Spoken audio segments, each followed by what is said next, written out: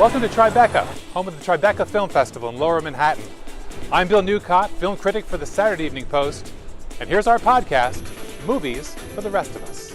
It's a New York event, so of course there's a lot of big celebrities on hand, but the big reason to be here is the movies. And so far the most anticipated one by far is Love, Gilda, a moving, sad, and hilarious documentary about the beloved comic, Gilda Radner. Hi, I'm Gilda Radner, and, okay, now. Director Lisa D'Appolito has enlisted many of Gilda's former Saturday Night Live co-stars to talk about their days with Gilda, but most importantly, she relies on Gilda's own home movies, as well as 38 hours of audio recordings Gilda made while working on her autobiography. There was a time when I thought that all I wanted to do was work, and now I know that what I really want to do is live. I'm growing up, there's no doubt about it, I'll tell you. And I don't mind. When I look in the mirror, I see lines around my eyes. I see a woman more. A young woman, mind you, but a woman, and less a child. The result is an often hilarious, sometimes painfully intimate portrait of one of the funniest women who ever lived.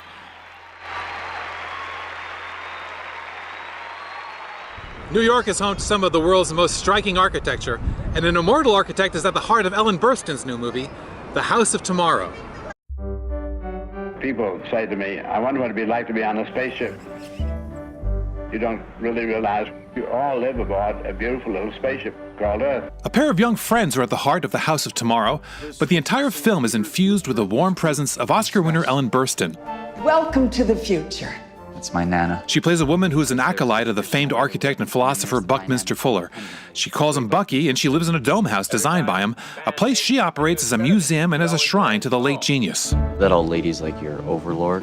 She's my guardian. She made sure I stayed on the right path. Wow. What is it that you listen to on those? You better prepare yourself, dude. She's also raising her grandson, played by an endearing Asa Butterfield. Grandma's obsessed with shielding him from what she considers the corrupting influences of the outside world. But you know how kids are. Soon he's sneaking off with a new pal, a punk rocker, played by Alex Wolff, who also happens to have a cute kid sister, played by Maud Apatow.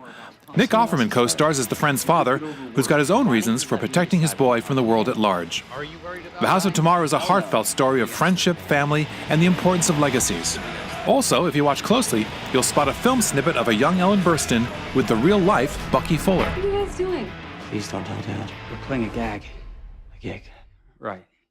A poignant movie about the passage of time and the 40th anniversary of a classic musical come to your living room this week.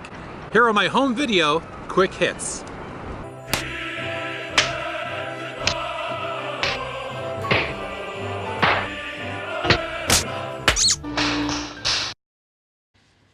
You're the next door guy, right? Which makes you the girl next door. Annette Bening is poignant and profound in Film Stars Don't Die in Liverpool. She plays 1950s movie sexpot Gloria Graham, years removed from her glory days and scraping out a living in small city stage plays. She flies into an irresponsible romance with a young man, played by Jamie Bell, but the match turns out to be just what each of them needs.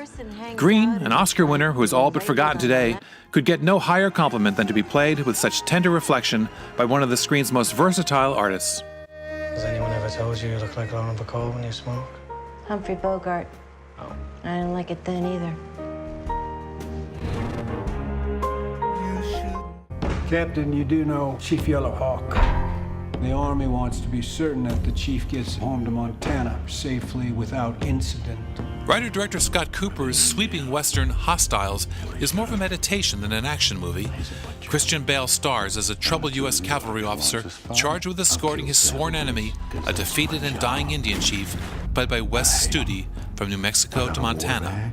There are shades of John Ford's classic The Searchers here, as a hero of the West comes to terms with his blind racism. You taking me to school again? Uh-huh, and picking you up. Daddy. 2 planes have crashed into the World Trade Center and in apparent terror. 12 Strong tells the true story of the first U.S. military response to the 9/11 attacks, fought in secret in Afghanistan and on horseback. Chris Hemsworth plays the leader of the 12-man force in this stirring account of a most unusual military operation.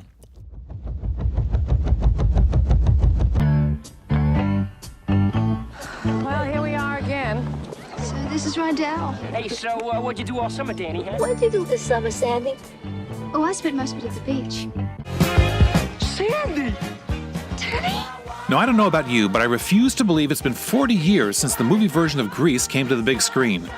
There are a lot of reasons that film should not have worked. Both Olivia Newton-John and John Travolta were way too old to play a couple of teenagers, and American Graffiti and Happy Days had pretty much sucked all the air out of 1950s nostalgia by that time. But the electricity between the two stars and the sheer energy of the cast made Grease one of the highest-grossing movies of all time. A new Blu-ray anniversary edition makes Grease look and sound better than ever, but I'm still trying to figure out that flying car finale.